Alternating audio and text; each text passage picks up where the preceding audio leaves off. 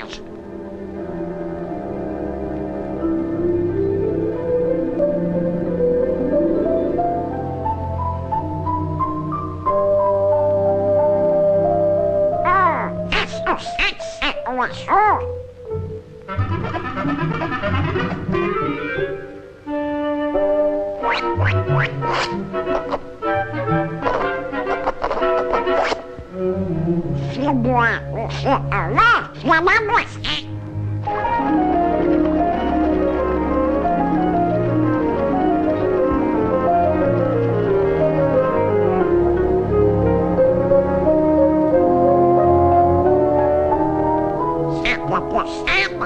Racine carré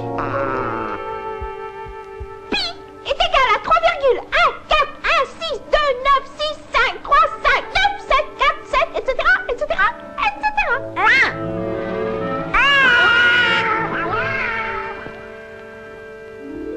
Ohé, Donald! C'est moi. Où suis-je? Au pays mathémagique. Au point mathématique. Qu'est-ce que c'est? C'est le paradis de la grande aventure. Mais êtes-vous? Je suis un esprit. L'esprit même de l'aventure. Bon, ça va. Qu'est-ce que c'est? Je vous propose un voyage étonnant au royaume des mathématiques. La boîte? C'est pour ma grosse tête. Grosse tête. Soyons sérieux, Donald. Vous aimez la musique, n'est-ce pas? Ouais. Eh bien, sans ces grosses têtes, il n'y aurait pas de musique. Oh. Venez. Nous allons dans la Grèce antique, à l'époque de Pythagore, la plus grosse de toutes les grosses têtes. Pythagore. Oui, l'inventeur, le père des mathématiques. Mathématiques? Moi, c'est... Et vous conviendrez que les mathématiques sont à la base de tout. Voyez plutôt. Ah, avant tout, il me faut une corde. Étirez bien fort. Faites-la vibrer. Maintenant, coupez en deux. Faites-la vibrer de nouveau. Vous voyez, c'est le même son, mais un octave plus haut. Recoupez en deux ce morceau. Puis ce morceau. Pythagore a découvert que l'octave avait une proportion harmonique de 2 à 1. Par simple fractionnement, il est arrivé à ceci.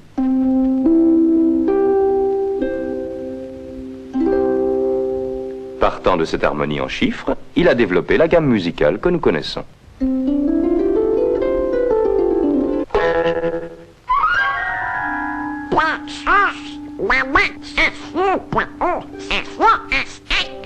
Vous pouvez imaginer à quel point Pythagore était surexcité lorsqu'il fit part de sa découverte à ses amis. Une secte de copains de grosses têtes connus sous l'épithète de pythagoriciens. Ils se réunissaient en secret pour discuter de leur découverte mathématique. Seuls les membres de la secte avaient entrée libre. Ils portaient un signe secret de reconnaissance, le pentalpha ou pentagramme.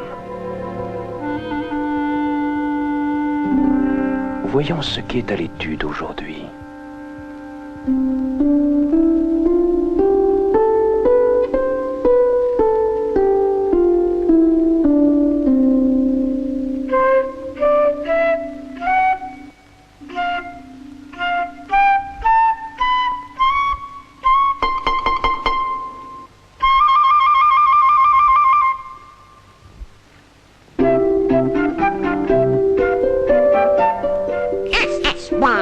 Chut, c'est une séance d'études.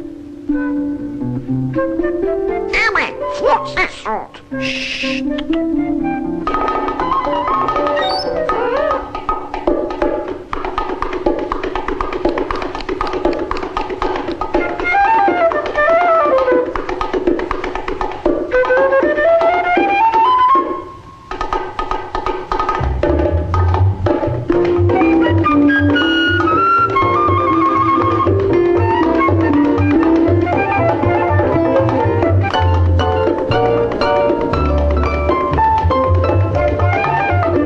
Et c'est ainsi que les disciples de Pythagore, ces maîtres S grosses têtes, sont à la base de notre musique moderne.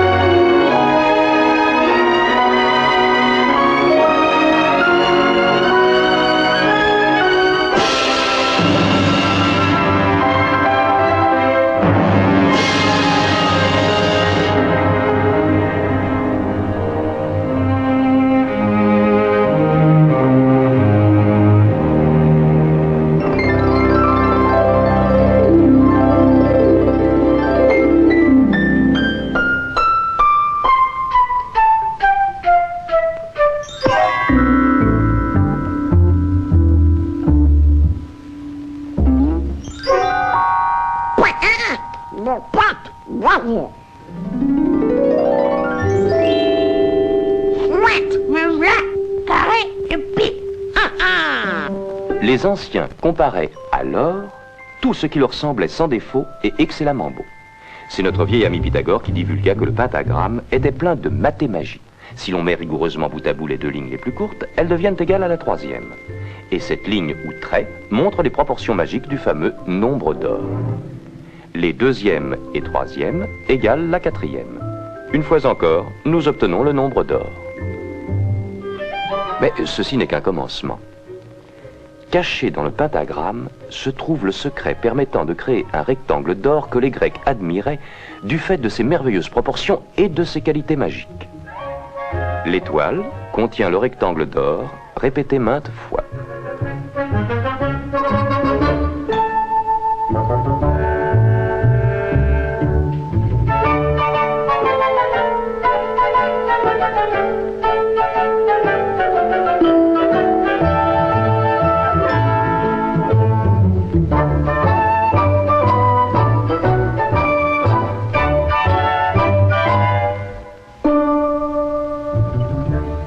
C'est une figure uniforme remarquable qui peut mathématiquement se reproduire à l'infini.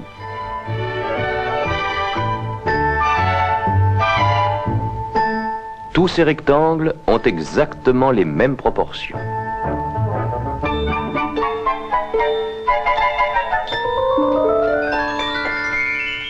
Cette figure contient également un hélicoïde magique qui répète à l'infini les proportions du nombre d'or. Pour les Grecs, le rectangle d'or représentait une loi mathématique de beauté. Nous le trouvons dans leur architecture classique. Par exemple, le Parthénon, le plus fameux édifice de la Grèce antique, contient plusieurs rectangles d'or.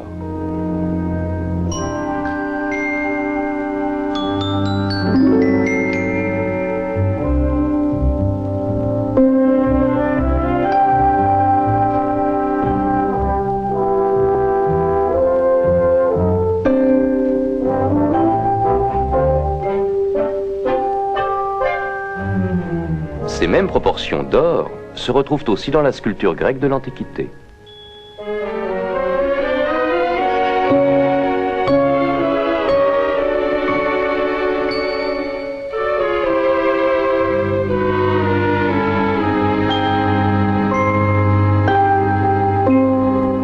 Au cours des siècles qui suivirent, le rectangle d'or fut le constant idéal de beauté proposé à toutes les formes d'architecture du monde occidental.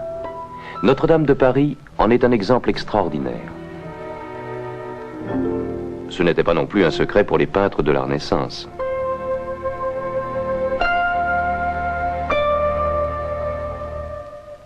Le rectangle d'or s'est imposé à notre monde moderne.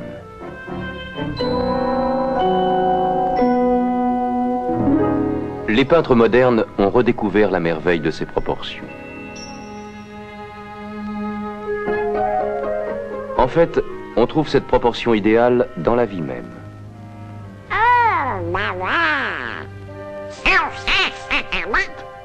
À moi, ça, à moi. Enfin, Allons, Donald. à moi. Non, non, non. Point, proportion. Pas tout à fait, non. Non, non, je crains que non, non.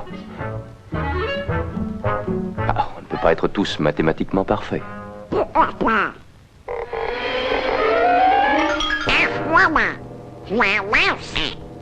À présent que vous êtes empêtrés dans ce pentagone, voyons comment la nature utilise cette même forme mathématique. Le pétunia. Le jasmin étoilé. L'étoile de mer.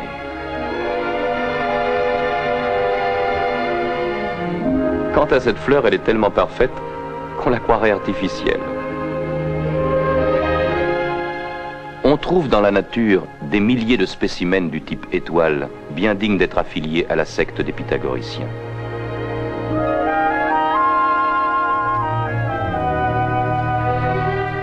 Dans ses œuvres, la nature suit résolument une logique toute mathématique, et le nombre des exemples qu'elle en donne est illimité.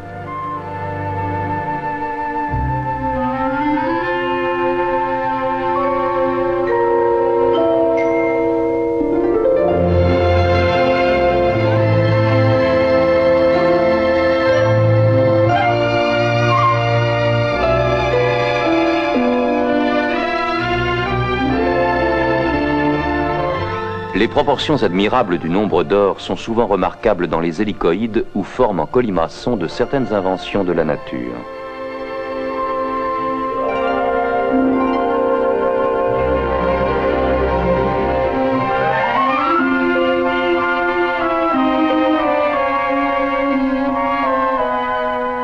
La profusion des conformations du type mathématique nous amène à méditer profondément l'énoncé de Pythagore. Tout a été mis en place suivant un nombre et une forme purement mathématiques.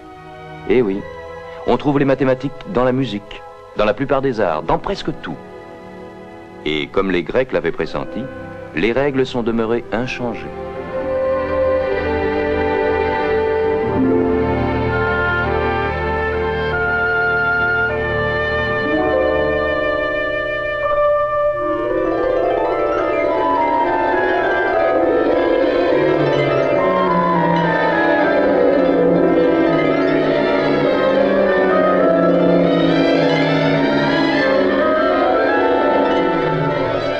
Alors, Donald, votre escapade géométrique vous a-t-elle satisfait?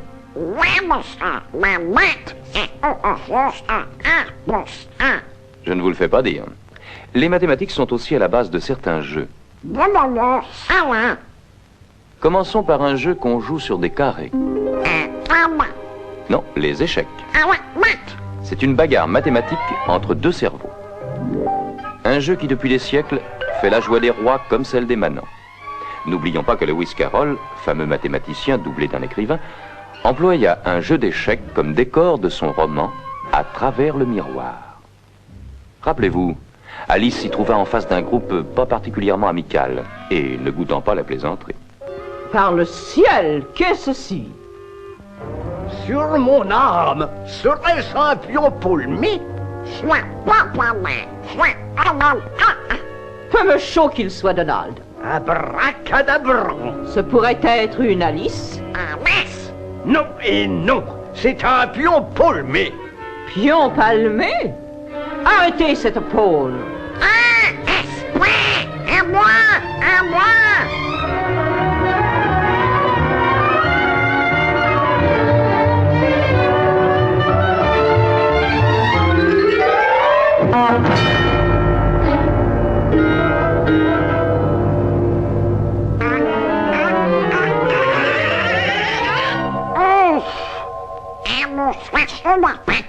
Maintenant, vous pouvez suivre le jeu sous un angle plus favorable.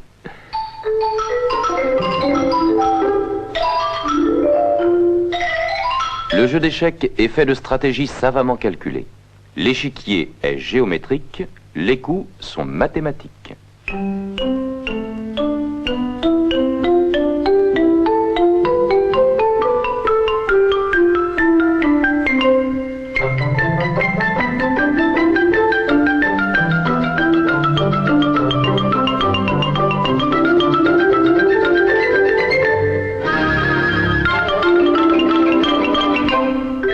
Échec et mat. Tout est fini, n'en parlons plus. D'une manière générale, on peut dire que tous les jeux se jouent sur des surfaces géométriques. Un terrain de baseball est carré.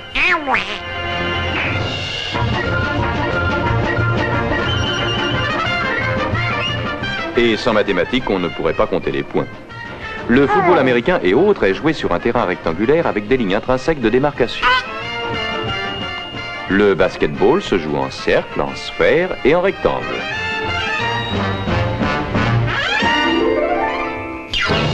La marelle n'est que suite de figures à angle droit.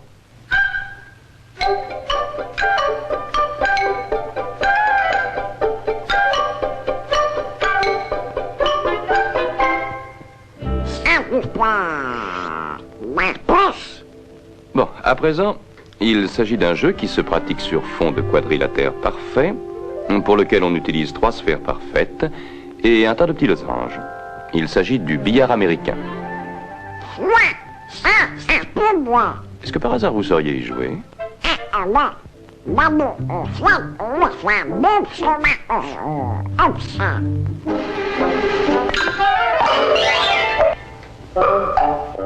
Voyons comment un as du billard fait marcher son cerveau quand il joue à 3 bandes. Eh bien, 3 bandes, c'est le terme. Non seulement la bille doit cogner les deux autres, mais en plus, il faut qu'elle touche 3 fois la bande avant de frapper la dernière des billes.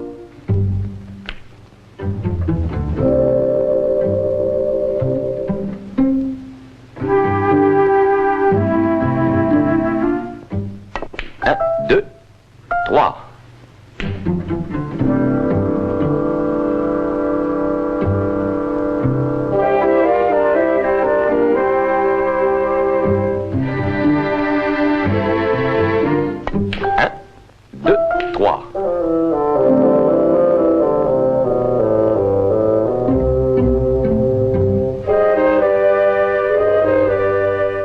Seul un expert peut réussir plusieurs coups de suite. 1, 2, 3, 4, 5, 6.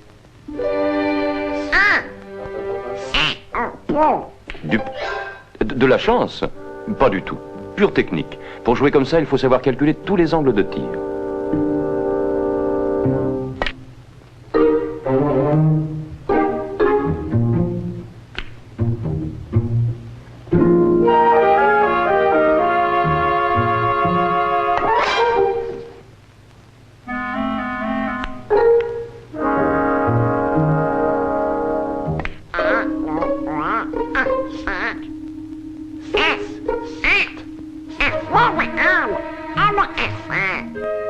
Technique, avant tout. Il frappe sa bille en bas de sorte qu'elle tourbillonne et revienne en arrière. En frappant la bille du côté droit, elle filera le long de la bande. Oh, ça demande beaucoup de pratique. 1, 2, 3. Et voilà. Mais si ce jeu exige une concentration et des calculs précis, notre champion calcule mûrement chacun de ses coups. Ce coup peut se jouer de deux façons. La première repose sur un coup de chance. Mais il y a mieux à faire. Par exemple, se servir des marques sur la bande comme sorte de guide mathématique. Tout d'abord, calculer l'angle normal pour frapper les billes visées. Et comprendre que pour ce faire, sa propre bille doit rebondir au point 3. Ensuite, se préparer à donner le coup. Et il a besoin d'un chiffre de position adéquat. Cela exige une série différente de chiffres. Absolument pas, à condition de savoir ce qu'on fait. Vous voyez la position de queue en 4. À présent, une simple soustraction. 3 retiré de 4 reste 1. S'il tire vers la barque numéro 1, il devra réussir le coup. C'est ce qu'on appelle, pour le système carré, jouer du carreau.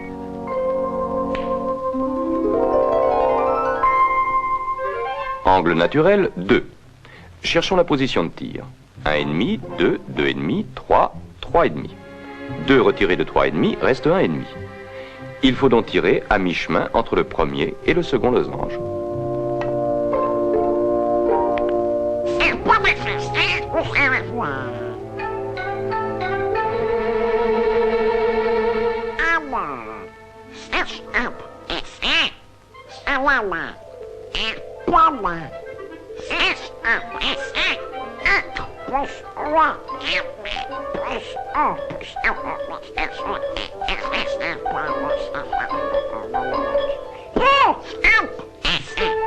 Ah non, Donald, les mathématiques ne se traitent pas au pifomètre.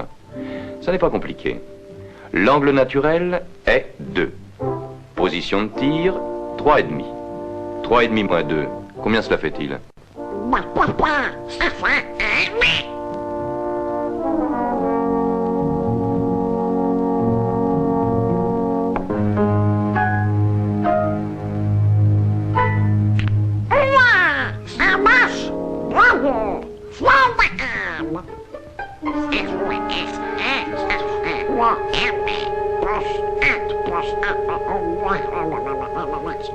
Vous vous compliquez vraiment la vie, Donald.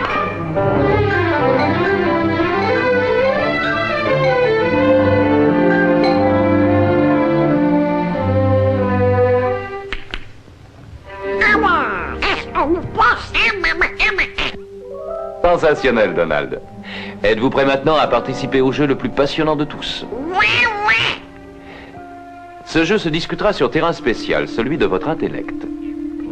Oh, quelle horreur. Voyez l'état de votre esprit.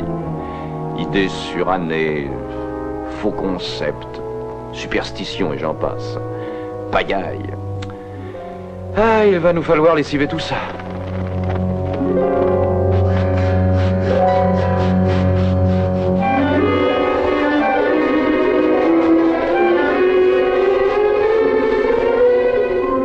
Voilà, ça prend meilleure tournure. Un nettoyage maison, il n'y a que ça de vrai. Ce jeu est basé sur des cercles et des triangles. Pensez à un cercle parfait, un cercle d'or selon Pythagore.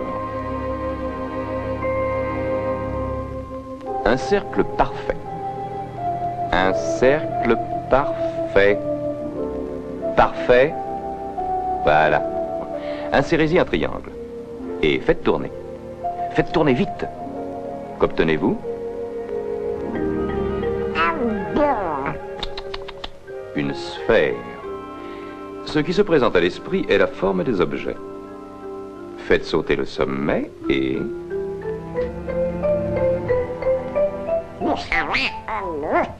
C'est exact.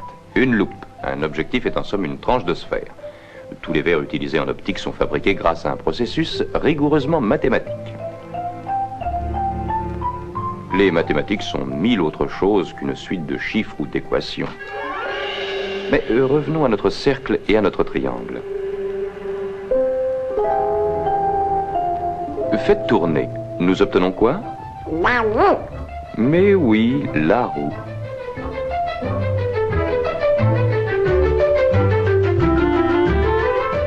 Le cercle a engendré maintes inventions de l'homme.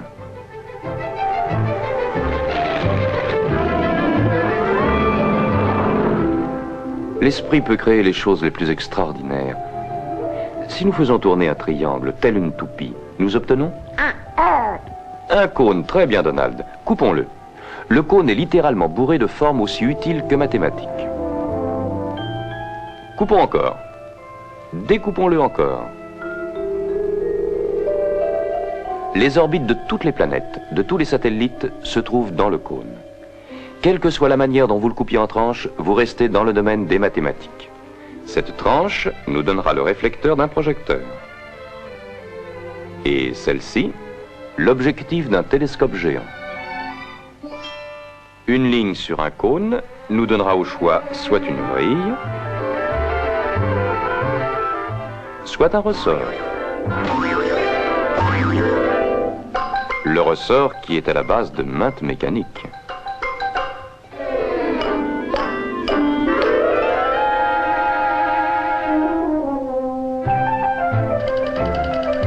Quel numéro désirez-vous?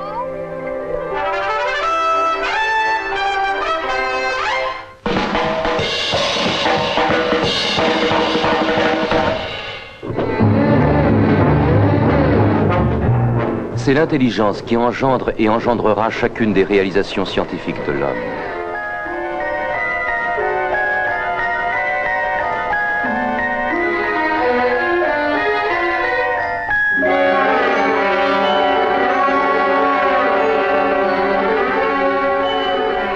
Si on la met méthodiquement à contribution, il n'est aucun problème que l'intelligence ne puisse résoudre tôt ou tard. À cette étoile, ajoutez-en une, et une autre, et encore une autre. Aucun stylet n'est assez pointu pour dessiner fidèlement ce que veut votre cerveau. Aucune feuille de papier au monde ne serait assez vaste pour recevoir l'image de tout ce que vous êtes apte à penser. Ce n'est que dans notre esprit que nous pouvons concevoir l'infini. La pensée mathématique a ouvert la porte à toutes les formes de la science.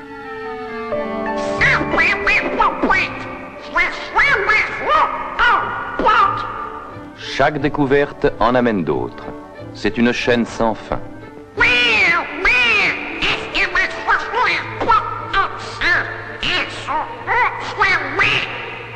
Et bien sûr qu'elles le sont. Ce sont les portes de l'avenir. La clé en est... Parfaitement. Les mathématiques, les trésors incommensurables de la science sont empilés derrière ces portes. En temps venu, elles seront ouvertes l'une après l'autre par l'esprit de recherche des générations à venir. Selon les paroles de Galilée, les mathématiques sont l'alphabet grâce auquel Dieu a écrit l'univers. moi.